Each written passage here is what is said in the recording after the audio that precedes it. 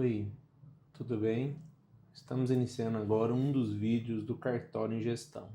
Aqui a gente vai tratar alguns pontos e esse aqui vai participar do bloco de conhecimento. Então, hoje vamos falar sobre certificado digital. Se é algo que você está confortável, que você compreende, não se preocupe, então você pode pular para o próximo vídeo.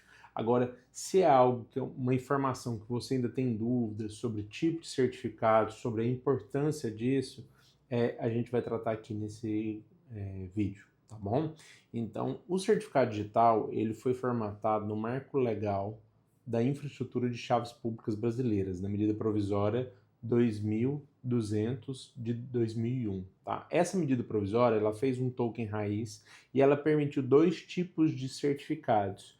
O certificado notarizado, que isso a gente vai discutir um pouco mais à frente, que os tabelionatos de notas podem auxiliar com que o cidadão tenha um certificado digital notarizado para fazer vários serviços e também tem um certificado digital ICP Brasil. Esse ICP Brasil ele é muito importante para todo cidadão para poder fazer algumas atividades, mas para os tabeliões e registradores é muito mais importante, porque é a sua identidade digital. Com isso, você vai acessar as centrais e principalmente na hora que você vai assumir, você tem que compreender que você tem que estar válido um certificado A1 e um certificado A3. Para os seus escreventes e para os seus substitutos, depende da sua atividade, tá? Eu vou dar um exemplo para vocês da ONR. A ONR, ela tem uma parte que você precisa subir o executável do seu A1 e também para acessar você precisa do seu A3. Então, uma extensão dos seus atos, apesar de a gente sempre falar sobre os livros, sobre o formato que um cartório tem uma gestão hoje em dia, mas as atividades, em sua maioria, são digitais. E quando ela é digital, você precisa ter a representatividade do seu CPF no ato que você está tendo, que você está atuando, tá bom? Então, desde então, o certificado é um instrumento que comprova a autoridade, garante a integridade e produz os efeitos jurídicos plenos. Então, o certificado não é uma convenção só de mercado, é uma normativa dentro do Estado. Mas por que é mais grave ainda para tabeliães e registradores? Para o cidadão comum, o certificado é uma ferramenta. E o tabelião e o registrador, ele é uma extensão da fé pública pelo meio digital. Então, quando se assina digitalmente, não está apenas manifestando vontade, você pode estar praticando um ato. Um ponto que às vezes é de atenção, que é muito comum, às vezes como cidadão, um contador ou alguém pede para você um executável do seu certificado. Você, quando está na posição de tabelião e de registrador, você tem que entender que sua extensão institucional vai além da sua pessoa física, apesar de estar representado no seu CPF. Então, com isso, gente, tome muito cuidado.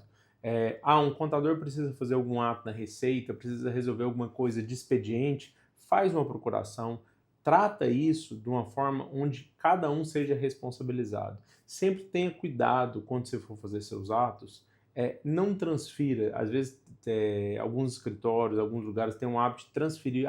Pega o meu token e faz o ato.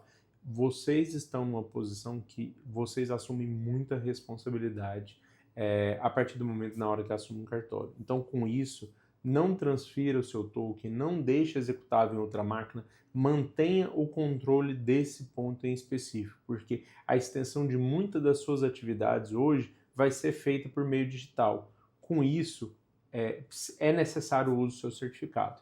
Mas sem muito delongas, a gente vai falar um pouco mais sobre a estrutura dos tipos de certificado. Então, nós temos o certificado A1, que é um arquivo executável. Então, na hora que você faz a jornada de fazer a comprovação e, de fato, fazer a emissão do certificado para uma agência certificadora, e aí tem várias hoje no mercado, isso já é bem consolidado.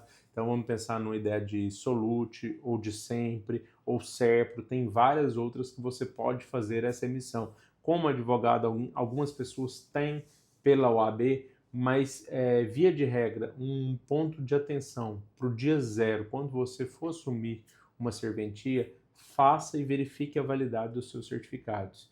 E você, como tabelião e registrador, faça o investimento para ter um A1 e um A3, porque tem algumas centrais que você só pode entrar pelo A3, mas tem algumas centrais que você necessita subir o arquivo executável que você só pode fazer pelo A1. Então vamos falar um pouco das diferenças. O certificado A1, ele é emitido e gerado um arquivo executável E o certificado A3, ele é gerado em uma mídia, tá? Pode ser em nuvem ou não. Como é que funciona em nuvem? O certificado A3 em nuvem, ele tem um aplicativo que gera um token, toda hora ele vai gerando um número, um código encriptado de 6 ou de 8 dígitos que você digita pela sua plataforma. Então, dando exemplo de um certificado em nuvem como o da Solute, o iBird. Ele é um certificado que você instala o aplicativo no seu computador, você faz a homologação dele, e aí quando você vai utilizar, você fala que ele é em nuvem, ele vai te pedir um token, como se fosse um token de banco, você vai informar aquele número. E o aplicativo que gera esse token, ele é homologado no celular. Isso tem a praticidade que sempre você está com o computador e com o celular, mas se você perder o celular é um problema. Então tem pessoas que optam pela mídia física, que pode ser cartão, hoje menos usual, mas é possível, mas normalmente é uma mídia que parece um pendrive, que ele entra pela USB e você faz a utilização disso. Até um ponto de atenção, alguns cartórios podem até fazer a emissão de certificado digital, se torna uma emissora de certificados, fazendo cadastro com algumas certificadoras, mas isso é um ponto para a gente discutir posteriormente, tá? Então, vale a pena você pensar sobre o A1 e sobre o A3. Para a sua equipe, depende muito do mapeamento sobre o que eles vão fazer. Isso é algo que você tem que reparar, qual é a atividade, qual o expediente, em qual central ele vai trabalhar. Com isso, você define especificamente se você vai utilizar um certificado A1 ou um certificado A3 para os seus colaboradores. Via de regra, a responsabilização de cada ato dentro do cartório, ele se dá por meio da forma da atuação e principalmente quando ele está assinando pelo certificado digital. Então, é salutar que cada um dos escreventes ou substitutos, cada um tem o seu certificado digital e possa ser que necessariamente talvez tenha necessidade de, estou até sendo um pouco redundante aqui, mas pode ser que alguns dos seus colaboradores necessitem de ter os dois certificados, tá? Você com certeza precisa para centrais. Então, com isso, veja a validade. O A3 ele pode ser emitido por 1, por 3 ou até por 5 anos. O A1, via de regra, é emitido por 1 ano. O A1 ele é mais barato, o A3 já é um certificado mais caro. Uma dica que você pode fazer para reduzir o custo, se você já tem emitido o certificado e ele está vencido, eles podem reaproveitar a mídia. Então você leva a mídia para eles reduzirem e peça desconto que você vai conseguir fazer uma melhor negociação, tá?